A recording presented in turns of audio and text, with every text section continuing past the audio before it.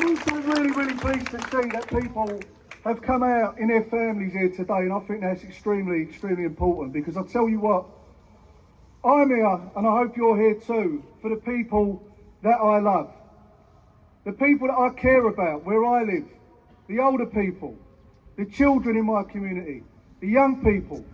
That's who I love and that's who I care about. And how we act right now, in this moment, will determine how each and every one of us retires in old age. Will we have dignity or will we have poverty? How we act in this moment, what depends on it now is the shoes on our children's feet and the roofs over our heads. Are we going to have a country that is run for corporations, where our public services, our education system, our NHS and our housing are used as investment opportunities for the super rich? Or are we going to have a country that's run for the people in it? And I say, we have got to have a country that's run for the people in it.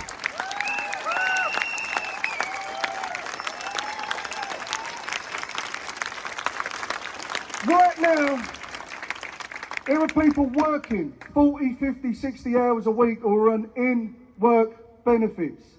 That is not a subsidy to keep people out of poverty. That is a subsidy for profits.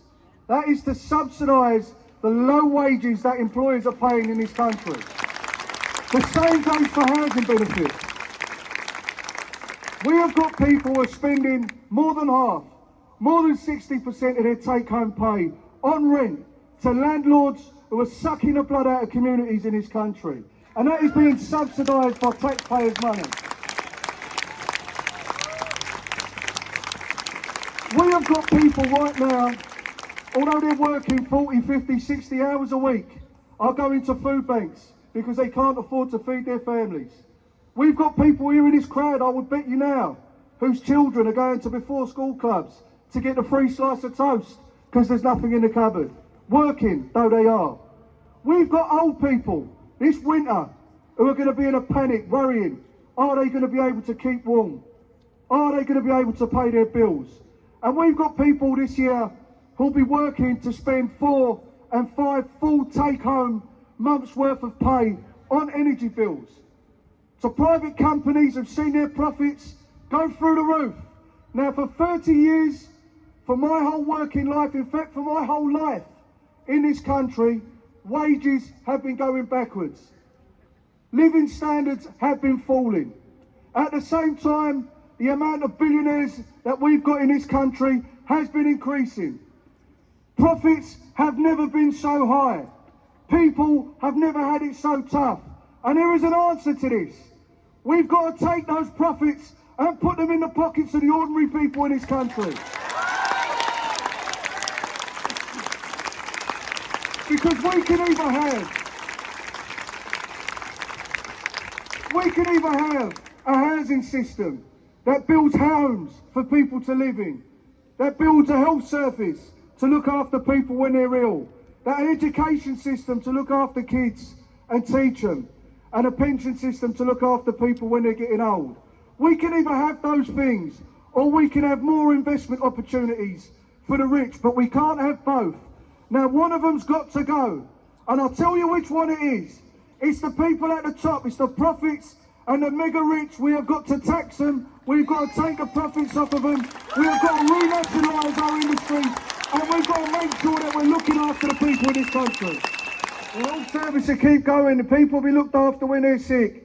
If we don't turn up to work tomorrow, this country stops. We're the people that run this country, it belongs to us.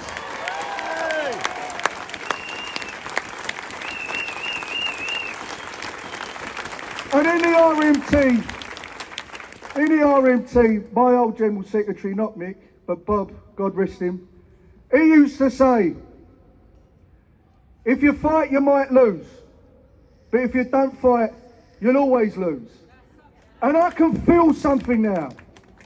Can you feel it? There's a difference. Can you feel the difference? Are you ready for it? We are not going to let these people take the piss out of us any longer. We're going to make sure, we are going to make sure that our old people are warm this winter. We're going to make sure our kids are fed. And we're going to make sure the beer is cold in summer. And we can do it. We have got the power to do it. They want you to think that you're on your own. They want you to believe that you've got no power. But the truth of the matter is, we have the power, not them. We just have to stand up together. We just have to unite and put our arms around each other and say we're not going to take it anymore. This is our country. It's not a country for the privateers, it's for us. And we're going to make that change through coming together. Now, there's a lot of strike action taking place in my trade union and across the trade union movement.